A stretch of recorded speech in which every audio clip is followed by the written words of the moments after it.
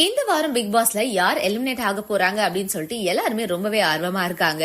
And least 4 கவுண்ட்ல யார் இருக்கா அப்படின்னு பாத்தீங்கன்னா சிவகுமார், ஆனந்தி, வர்ஷினி வெங்கட், சாச்சனா, இவங்க 4 பேர் தான் லீஸ்ட் ஓட்டிங்ல இருக்காங்க. இதுல ஆனந்தி இருக்கிறது ஒரு பக்கம் ஆச்சரியமா இருந்தாலும் அவங்க ரொம்ப லென்த்தியா பேசுறதே அவங்களுக்கு ஒரு நெகட்டிவ் அப்படின்னு நான் நினைக்கிறேன். அண்ட் சிவகுமார் இங்க வந்து ஒண்ணுமே பண்ணல, அவர் லிட்டரலா அமைதியா தான் காத்துட்டு இருக்காரு, எதுக்குமே அவ்வளவா ஓபன் அப் ஆக மாட்டாரு. மேபி அது கூட காரணமா இருக்கலாம்.